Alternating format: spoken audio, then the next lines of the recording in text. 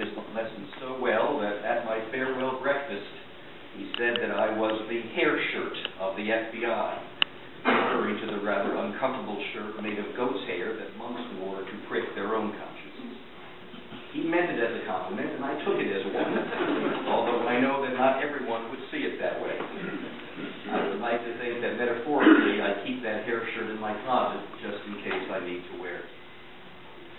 Then United States Attorney William Weld brought me to his attorney's office in Boston. I began by prosecuting firearms and arson cases. I ended by prosecuting public corruption. It was there that I saw how elusive is the truth, how things are not always what they seem, and how much hard work is involved in ensuring that justice is truly done. I learned that same lesson when I joined the law firm of Palmer & Dodge and began to represent those who were under investigation. I would like to think that having sat on both sides of the table in a criminal trial gives me a greater understanding of how justice can be accomplished and how it can go astray. It was my former boss, William Weld, who in his last months as governor nominated me to the Superior Court. I cannot tell you how proud I am to sit on the Superior Court, and how privileged I have been to have served with so many fine judges, officers, court clerks, and court officers, including those who sit by my side today. Maybe somewhere in this nation there's another state so fortunate as to have so many dedicated jurists working in such harmony to provide so high a quality of justice, but I doubt. As a Superior Court judge, I have tried to apply the lessons that I have been taught by my extraordinary mentors and colleagues. To listen with an open mind, to find the facts as they are and never to seek to conceal or change the facts to support a conclusion. To confront the strongest argument that differs from my conclusion, so that I may test the wisdom of that conclusion, draw clearly and understandably, so that my decisions may be read and understood, not only by lawyers and judges, but by the average citizen. I believe that those lessons will hold me in good stead if I were to win your confirmation and become a justice of the Supreme Judicial Court. But I also know that if I were to win your confirmation, I will need to learn many new lessons, because the job of a trial judge differs from that of an appellate judge. As a trial judge, every case, whether it be criminal or civil, is a dispute that the parties have been unable to resolve.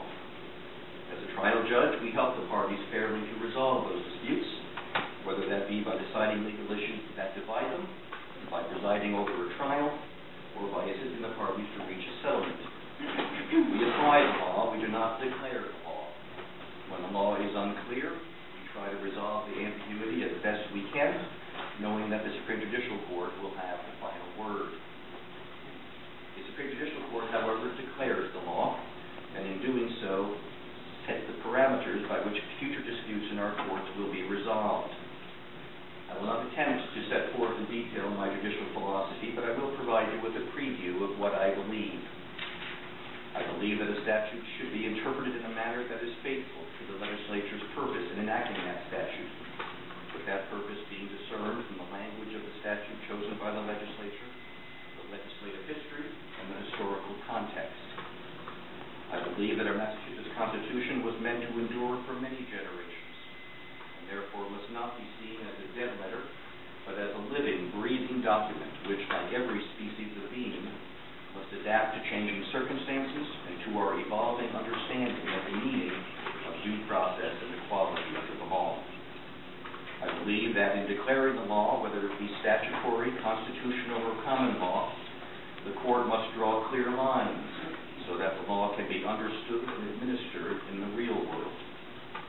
And I believe we must ensure that our justice system works, not simply in theory, but in fact, and that it works to provide actual justice, not simply the illusion of justice. And with that, I thank you again for your very careful attention, and let me now invite your questions. Thank you, Judge. Starting at one? There are no questions? I didn't know you were starting at one. Oh, okay, yeah. Sure. Thank you, Attorney Governor. Thank you, Judge Gants, for your testimony, and I really appreciate that of all of your witnesses. It was very consistent, certainly, and heartfelt your great experience and wisdom. And that has been echoed throughout, as I mentioned to young lady, Mr. Soto, who said, you know, how do we get enough input? And certainly, I have done that as the other counselors have, and that continues to come out. Your intellect, your work ethic, certainly, and of course, your experience. The one thing that we do try to find, though, is what people have to say if there might be something not as positive. And, of course, that is always the case today. We expect the praise and good words to come out, and they certainly have, and they are sincere and consistent and true. But what did come out, and I think we spoke very briefly about this, Judge Gants, and we talked about it a little bit more at the hearing, was we heard from the prosecutor earlier today, but many of the prosecutors that I spoke to on the criminal side, or civil when it comes to sexually dangerous persons, took issue. So I'm saying not here today, but they did take issue via sharing information with me or their concerns and questions. And that had to do with a number of cases, and I'd love you to take me through some of them, and we'll talk about a few of them, and you know, how you came about some of the not just the decisions, but the methodology that you did. And if you just bear with me a second,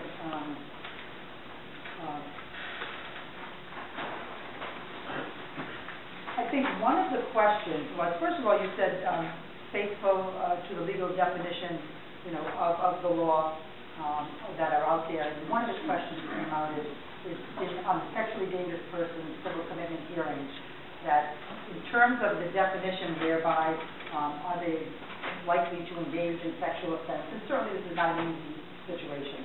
You know, in my district, there's been a lot of discussion and controversy about some of these hearings, and I did not want to be in a position to have to review that, although I do know the prosecutors take that very seriously as well. It's not like they're bringing these cases up,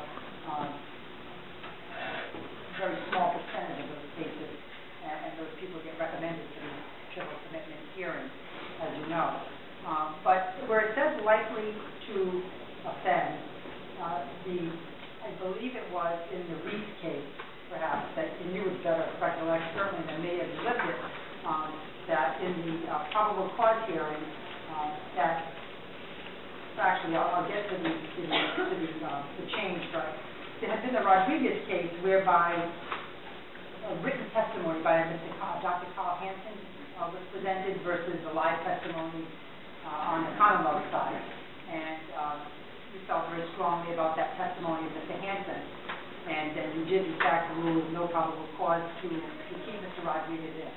I guess a few weeks later, there was a Reese case whereby I believe the defense did not have that Hansen information, and the concern that many of the prosecutors had, and the question that I have is, would you consider that commonplace to go and get the evidence that was brought forth for the defense in another case, and as the judge present that information to the defense and say, here, use this? I mean, I'm paraphrasing. I certainly appreciate your input, but maybe you could comment on that. Yeah, I very much appreciate the questioning because I know it's a matter of concern. So to do so, if you bear with me a little bit, just to provide you the background that you had mentioned. First of all, for those of you who may not be as familiar as Councilor Fiola was speaking about sexually dangerous person cases under 1999 law, which was passed. It addresses those who've already been convicted of sexual offenses and have already served their time. So these are individuals who've already completed the sentence that has been imposed by a judge for their sexual crimes. They are about to be released, and the question then is whether or not these individuals are so dangerous that they must be civilly committed for either 1 year or to life because of the danger they pose to the